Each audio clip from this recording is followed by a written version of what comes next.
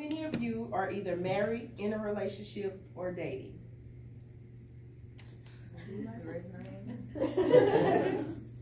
Do you know if they're completely happy with you or the area that you may lack in as being a great spouse?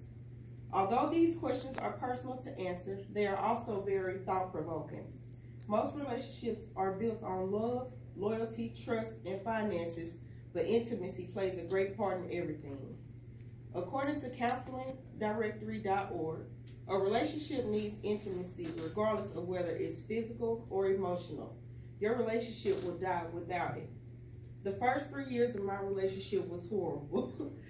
It was no communication. It was a lot of crazy stuff going on, but we sought and we talked to other people, and that's where we were lacking at, in the intimacy department. And so with that and better communication, we've been able to have 3 great, better years with each other. The purpose of my speech today is to persuade everyone to have an intimate relationship with your spouse. Today, I would like to share with you exactly what intimacy is, why it is important to identify it if your relationship is lacking intimacy or not, and a few things you could do to increase the intimacy in your relationship. First, I would like to explain to everyone what intimacy is. Dictionary.com describes intimacy as a close, familiar, and usually affectionate or loving personal relationship with another person or group. Intimacy can either be physical or emotional. Physical intimacy involves both sensuous and sexual activity between 2 people sharing reactions, thoughts, and emotions.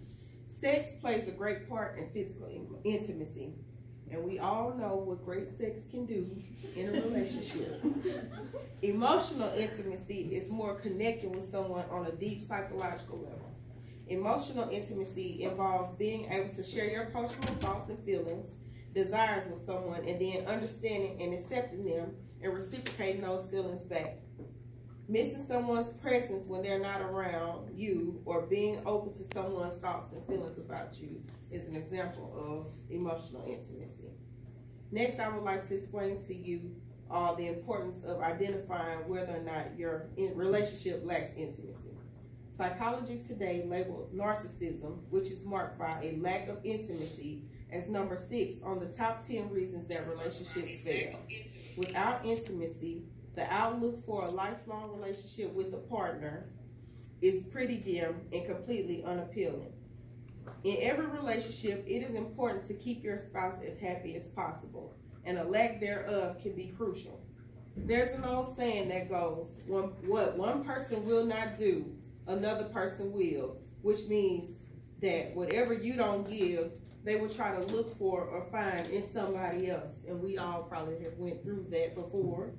A great deal of relationships result in divorce or separation due to absence of intimacy. And although there's no true reason for cheating, this is often thought of to be one of the main reasons for their actions. So how can you tell if there is no intimacy in your relationship? First is sex drive. Do you and your spouse have sex, and do you all enjoy sex with each other? Is there a physical relationship as well as an attraction or desire for one another? Do you complement each other? Do you listen to each other's problems or concerns and they listen to you? Do you tell each other that you love one another? Do you hug or kiss? Do you notice little things about each other, such as a new hairdo or shirt color?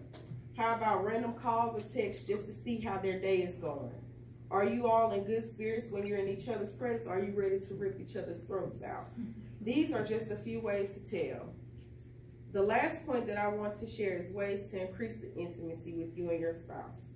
If you are looking to relight the flame or keep the fire burning in your relationship, then here's a few pointers to help you do so. Tell each other that you love each other as frequent as possible. Show them that you appreciate them for the things that they do for you. Make them feel special. Know their likes and dislikes during sex and try to master it. Be open to talk to one another. Use pet names. Flirt and go on dates from time to time. Just because you're in a relationship does not mean you have to stop dating.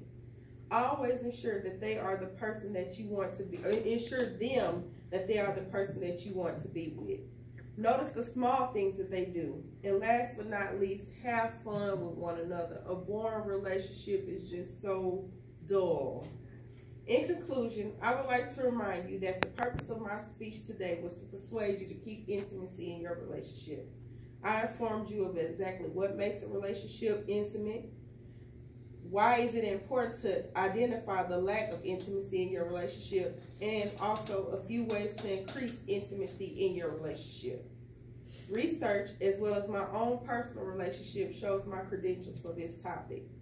It is also always a good thing to express our feelings and give love and intimacy to the one that we do love. Always be okay with telling them if you feel as if something is missing, and hear them out on their concerns as well. It's a two-way street. Always keep in mind that anything that you are unwilling to do, someone else is more than willing. I understand that there are couples that can't physically show their true feelings to one another, but if they can, then why not?